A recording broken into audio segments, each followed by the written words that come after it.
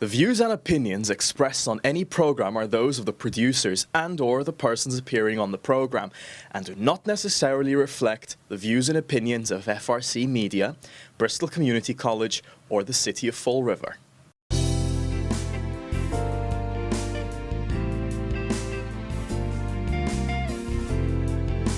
Welcome everyone to Straight from the Paws. Today I have with me our director from Forever Paws, Ariana Silva. Hey everybody. So Ariana's back and we're back in the studio, and Ariana had to follow detailed directions that Bev gave her to get her here, and believe it or not, she made it, and she made it on time. She made a wonderful map. Did she? On 2 Post-its that I followed on my way in. We worked out great. That was great. So Bev did a good job. Bev's very good with directions. Me, on the other hand, not so much. No, I'm geographically challenged. Yeah, so there we go. So today we want to talk a little bit about animals outside and the weather, and it's and it's cold, and neither one of us like the weather, this weather. But, you know, it is what it is, but we have to take care of our animals outside. So, Ariana, you want to talk a little bit about cats, dogs, whatever you want to tell the audience? Well, I have a little cheat sheet on my phone because it's a lot of things that people don't really think about. They think, oh, it's cold, you know, we'll keep the dogs inside, or oh, they're dogs, they have fur, they can be outside. But really, they shouldn't be outside. If it's too cold for you to be outside, it's too cold for them to be outside. I was actually having a conversation with one of the people here earlier, and some people don't realize each individual town and city has bylaws as to, you know, the length of time that animals can stay outside in different degrees of weather, whether it be hot weather or cold weather, different laws as far as, you know, how long the animals can be tethered outside. And I don't know if people realize this now, but animal cruelty in Massachusetts is a federal offense at this point. So if you know, are breaking any of those rules, or you're being reported for different things, a lot of times it's not just a slap on the wrist at this point. You can be federally charged for it. So it would be a good idea to kind of look at your bylaws, or if you're not sure, you're not computer savvy, you can also contact your local animal control, and they can tell you what the laws are in your town and city. During extreme temperatures, animals are not allowed to be outside. Used to be they could, you know, oh, you can be outside if they have water and shelter from the cold. Well, what happens to water when it's cold? Yeah, it freezes. Exactly, so there goes that. You know, and shelter could be, you know, a kennel with a tarp over it or a doghouse, but the laws have changed, so it's really a good idea to kind of get a feel for that. Now, some people have dogs that like to be outside. You do. I do. I mean, my 2 of my big dogs, they think snow is the best thing ever. Like, I have to beg them and yell like a crazy person to get them inside the house. They'll lay on the porch in the snow, you know, and I'll have to bring them in. So do I let them go out and play in the snow? Of course I do, but I bring them back in. So you can't, you know, just leave them out there. You know, a lot of people say, oh, well, they have fur, they're big dogs, they can just stay outside. They can't. They can freeze, they can get hypothermic just like people can. You know, they can get the snow and the ice all caught in their paws, which people sometimes don't think to check. You know, if you have the dogs come in the house and you're like, oh, everything's all wet, but you got to check inside their pads where the ice will freeze up, because then that can cause damage to the actual pads. You know, there's different things like that. So the bottom line is, don't put them outside. You know, if you're going to let them play outside, let them play outside. Bring them in and have them, you know, come in, dry them off as best you can, check their feet to prevent any future damage, and then let them stay in.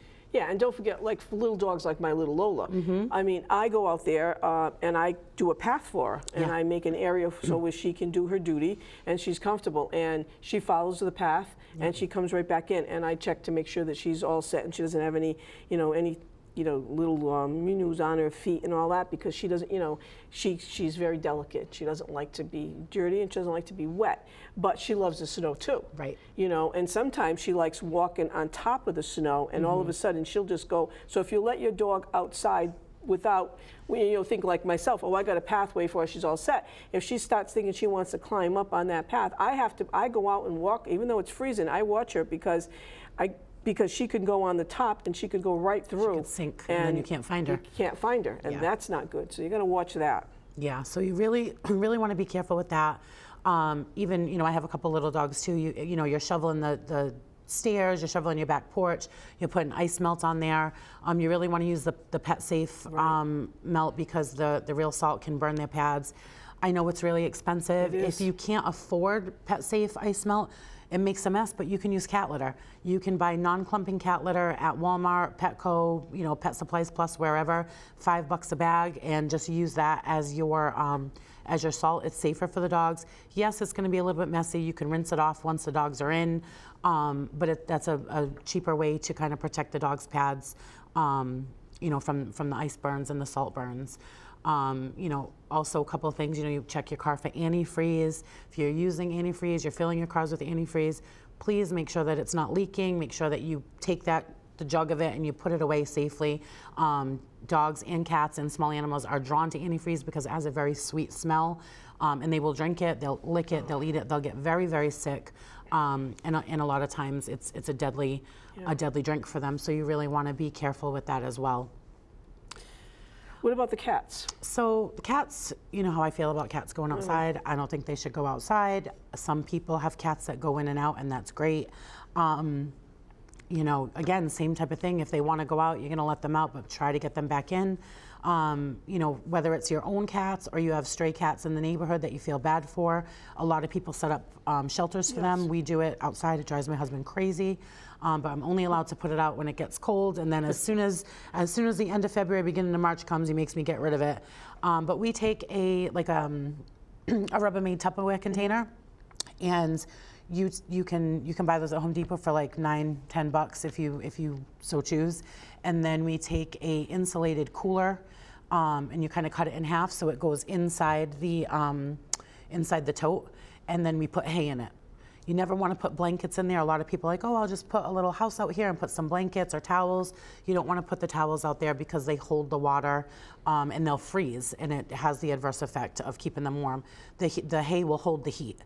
So, if you do want to put a cat shelter out there, you can probably spend maybe $12-15, and you can make something nice for them that'll keep them warm when they need it. If you choose to feed them while you're giving them shelter, don't be upset if they don't leave, because you are encouraging them to stay. We do not put food out for them. We just put the shelter out there for them in case something happens and they need shelter. Wow. Now, what about people that feed like the birds and in the wintertime? Is that something that people should be doing, or should they be letting them fly south? So it really depends. We live in an area where animals used to go away for the winter, but now they really don't. They're just kind of around the whole winter. They don't snowbird anymore? I mean, I'm sure there are birds, but where the weather is switching, you don't have as much of an evacuation, so to speak. Okay. Interesting. Yeah, I mean, I live in the city, but I'm kind of blessed because I have like 4 big trees, and it looks like a little nook, where you wouldn't, 3 blocks down, there's no trees for miles. But we have squirrels, we have, all different kinds of birds in the backyard. We have rabbits, we have bats, we have everything.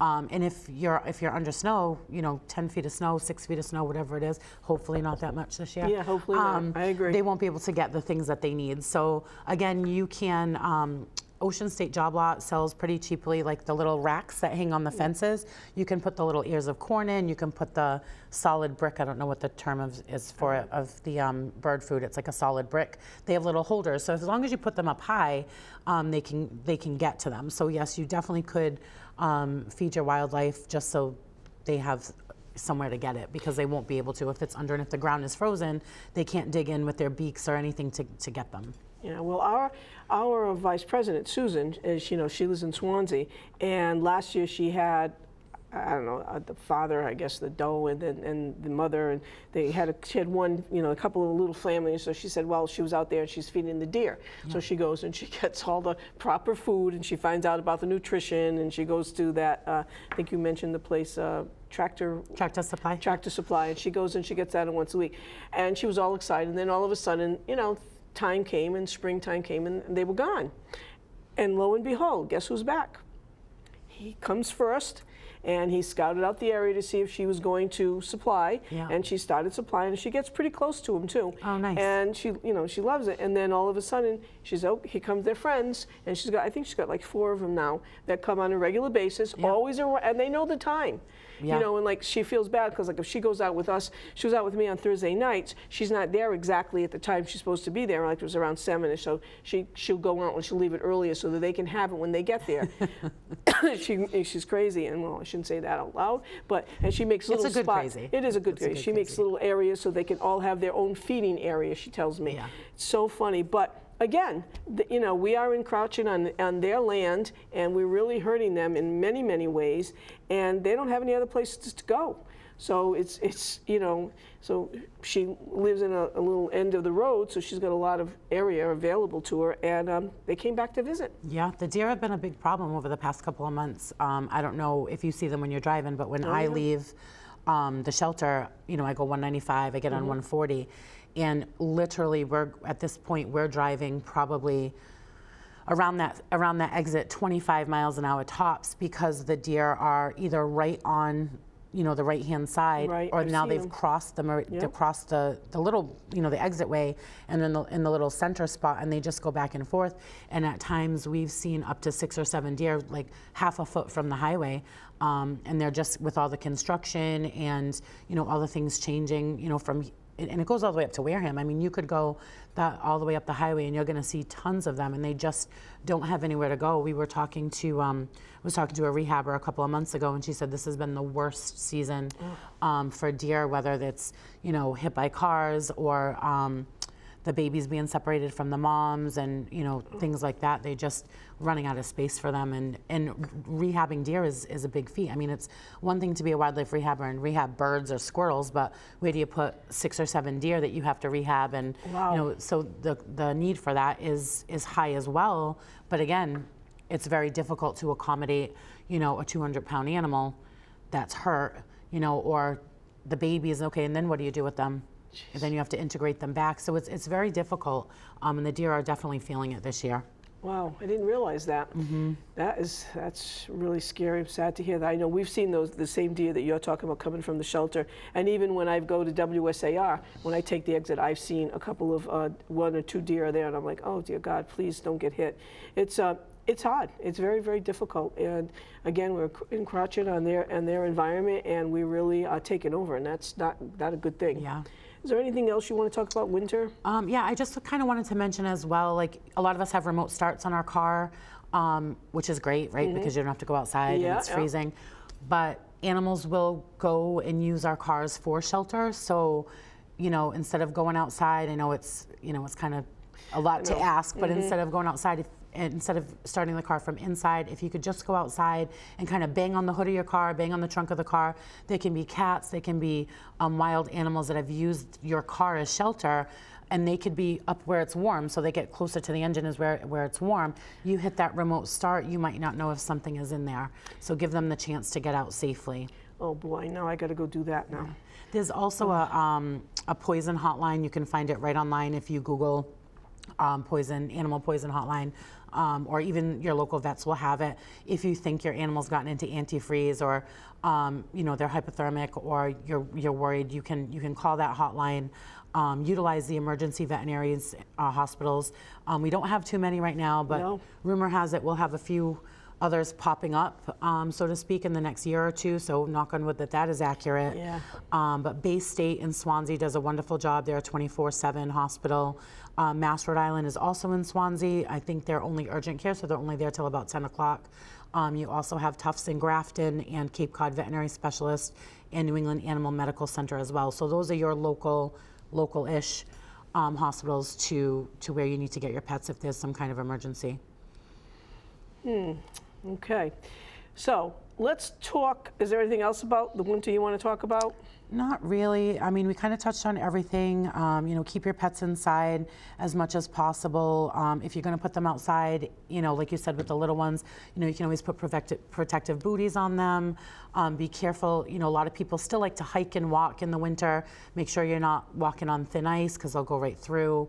and just try to keep them as warm as possible once they get in, and don't leave them in the cars. You know, some people think, oh, well, it's cold out, it's not hot out, they have fur, they can stay in the cars. You run the same risk. Right. It's not going to take as long for a dog to freeze than it will for them to overheat, but the possibility is still there, and sometimes the signs are very subtle. So you'll, oh, I'm going to run into the grocery store, I'm going to get these 5 things, and the post office is right here, so I'm going to walk over there. You know, but again, you really have to pay attention to how you're feeling outside, because you know, the cold can get them just as much, especially if it's an older dog who's prone to arthritis, who has back problems, things like that. You really don't want to subject them to that. You just mentioned a good point. You said possibly a couple of emergency vets coming up in the air in the next year or two, as you said. But let's just, I was, you know, in December, in our December show, we talked a little bit about the fact that the cost of, we're raising our, you know, our adoption fees now, but that we are also concerned that veterinarians are going to raise theirs. But also the fact is that we don't have a lot as many local vets as we've had in the past. Yeah. And one of the things that I don't think a lot of people know is that a lot of our, I don't think I should name the names, a lot of our local vets have been bought out by corporations. Correct. And they're in it for The money. the money. Yes. And so the amount of time that you spend in the vet and how much, you know, and the amount of pharmaceutical drugs that you're given and so on and so forth at the time has escalated to the point of really being scary. It's really difficult too, because even people trying to get in for routine vet care, they can't get in. I know. You know, we do our application process and we require, you know, that your animals are up to date with vaccines and spayed or neutered. And we get so many people that are saying, you know, let's say their dog expired a few months ago and they can't get them into a regular vet. And I get it, you know, because they don't have the time or the space. Some vets that had multiple, you know, doctors are down to one doctor. As you said, animal hospitals are being bought out by corporate, and that doesn't mean that the vets are going to stay. Maybe they don't agree with different things that corporate is putting in place, or that it's not a good fit for them, so they're finishing their contracts and then going elsewhere. And the vet industry has never recovered from COVID. You know, COVID took a really big toll on the vet hospitals and their staff, and a lot of hospitals and veterinarians have not recovered from that. Now going forward, people are still getting pets, they're still trying to take care of their pets. The shelters are inundated, you know, so it really leaves people with little to do. You know, we do suggest people, at least for the vaccines and a general health checkup, Pet Supplies Plus, Tractor Supply, sometimes Melissa's Pet Depot, they have clinics. So if you keep your eyes out, they have a veterinarian that will come in, they'll do a brief exam and any vaccines that your animal might need, but they're not sick visits, you know. Right, so right. You want to definitely keep your appointment with your regular vet. For example, if your dog is due in February for its annual exam, make that appointment a month in advance, keep that appointment even 2 months in advance, just keep that appointment. If you have to get vaccines somewhere else and you're able to get vaccines somewhere else, do that. Bring the vet records with you so that it can be updated on your chart. But most people don't understand that you have to keep a relationship with your veterinarian. Absolutely. If you don't see your veterinarian in a 12-month period, and you call them for a sick visit, there's a good chance they're not going to get you in. They can't prescribe you medicine. If you have a dog that has allergies or has arthritis and you're on typical medication where, you know, if we go to the doctor, I get an eye infection, you know, you get eczema or whatever, and you call and say, hey, I'm having a flare-up, they can just give you a prescription. The vets cannot do that if they have not seen your vet within a 12-month period. So you have to keep that appointment. And it's difficult, like you said. We've had, and I know you have too. But you know, people will call me on my office at home, and they'll say, you know, Gail, I haven't seen my vet, or I can't get in there, and where else can I go? And I'm like, I have no answers for you anymore. I really can't help you. I don't know. And you mentioned about veterinarian concerns since COVID, and I don't know if a lot of our audience knows, but unfortunately, a lot of veterinarians committed suicide during that time. And it was very, very scary, and locally in our area as well. You know, throughout the United States, but also in our area, we lost several vets due to suicide. And people say, well, why? Well, because they couldn't keep up the demand. They had to, you know, have the animal outside. The family wasn't coming in.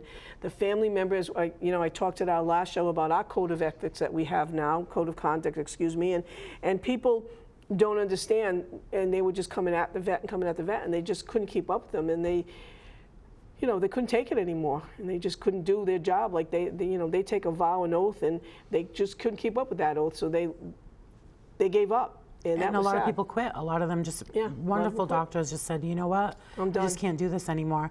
And when you call a vet hospital, just like when you call a doctor's office, who do you get first? Reception. Right.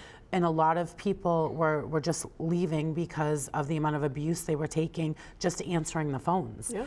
And then that kind of trickled downhill. And if the vet can't save your animal, that's hard.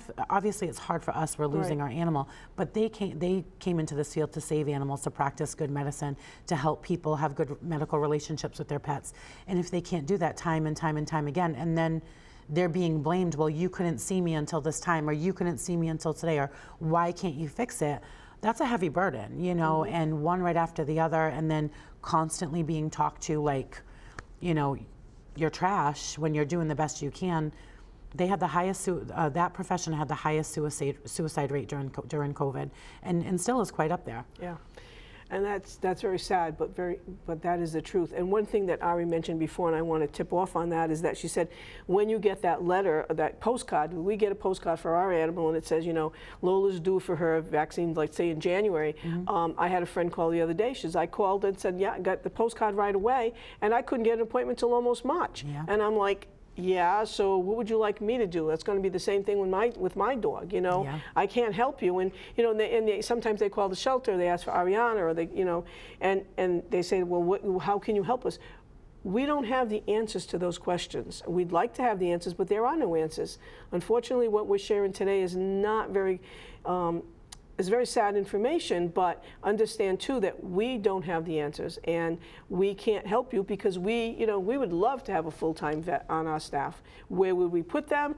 Oh, well, we know we that. put an addition on the building. I was going to say you and Bev is sitting across the way. She fully supports adding a building to the yard. Adding something to the building, yes. If we only had the funds to do that, we could add a building. They keep telling me this, and they're driving me crazy. But where do we get the vet? But I will proudly say that one of the vets, the one that comes into our building, is one that volunteered for us.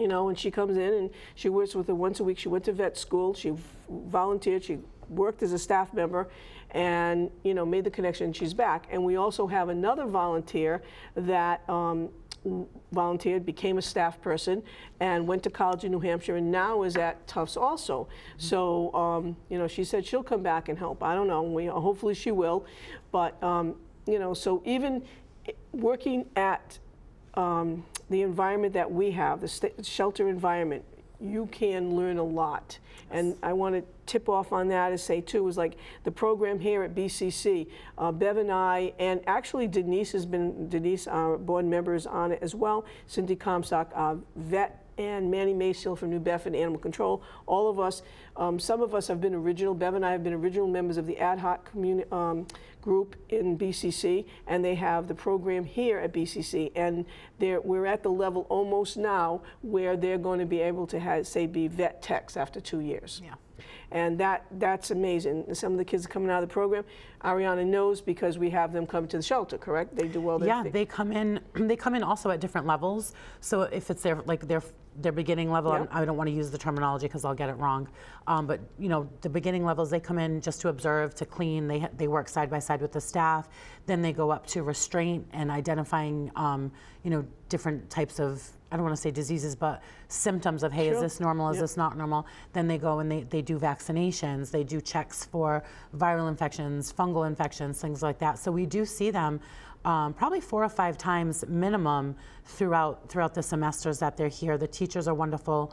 The kids learn a lot. We do have some that actually come back and job shadow because they're required to job shadow at a certain level. So we've had a couple that come back and job shadow, and then if we're lucky enough to be hiring at certain points, we have hired people from that program as well, and they do really well. It's a great program, and it's close to home, and people get to kind of get a jump start to it. So it's really nice that program is evolving. And the vet tech programs now, most of them are online. Yes. They're not, because they had one, I can't remember the vet tech program they had, I can't remember the name of it, I'm sure Bev remembers, that they disbanded the program. They don't have it anymore. It was in the western part of the state in Massachusetts, and that's no longer Mount around. Ida? Was it Mount Ida? Could have been Mount Ida. Yeah. Yes, Mount Ida. Because that was one of the That was top the best schools top to go school. to, and it just... Right, and now it no longer is involved. So locally, BCC, and you also, you think of, well, I'm going to be a teenager student. We've had some people that have been older people that want to change their profession, their career, and they've gone into the program, and they've done a good job, and they get jobs. I mean, we'd love to have them stay at the shelter, but they do go out, and that's what's needed. They need that workforce is needed, as you mentioned, in all veterinary hospitals. You go, you don't always get the same tech anymore. My Lola only likes certain people, and so if she doesn't get the same tech, she doesn't want to get out of my arms until she's comfortable, and that's going back to what happened with COVID and everything. The animals know too. They're comfortable. They're used to certain people. Just recently, Lola has given several kisses to her groomer. She's only been going to her since we've had her for like 10 years, but she has her own feeling about things, and animals have feelings. They know who they like, and it wasn't that she doesn't like her groom, but she doesn't like her feet being touched, and and she's, she thinks she's a diva, and she has certain things that she wants done her way. But when she goes to the vet hospital, and they talk to her, and it's been the same tech for a couple of years now with Dr. Comstock, Lola's very happy. She's okay when she sees her. She'll go in her arms, and that'll be fine. Well, I think people too don't realize that COVID actually played a big part with that too. Dogs can read human expressions. They're one of the few animals that can look at you and you smile, and they're like, oh, she's happy, okay, we got this. And then you had a lot of, they call them COVID puppies, where people got puppies and they got used to everybody in their house because you didn't wear your mask in your house. Well, most of you didn't. And they got to, develop all of that. And then they went out into the world and everybody had masks on. So they were able to see anybody for 2 years. Right. Well, now what happens in 2 years? They develop their personalities, they're maturing. Oh, okay, no more masks. So now all of these people that they've seen for the past 2 years, now they have a face, and now they have all these different expressions, and they didn't have that earlier to recognize the people, read the expressions, and get a feel for them. So they're kind of starting out all over again. I mean, look at Ophelia. Ophelia was the happiest puppy in the world, loved everybody. The mask came on. Okay, masks are on. Now she barks at all the strangers, so we have to kind of coax her in, and it's been over a year where people haven't been wearing masks, but it's still a slow process, so they have to relearn everything all over again. Well, before we end this segment, I just want to say I'm very proud, and I'm going to mention this again, and I'm going to embarrass Ariana a little bit. The Mass American Animal Coalition, which I talked about in several today, and at our other session I also spoke in December. They have invited Ariana twice to be on their panel of guests to speak in Groton, and several of us went the last time. And I got to say, Ariana, you held your own. Thank you. We're a different kind of group than they are because we're a much smaller organization.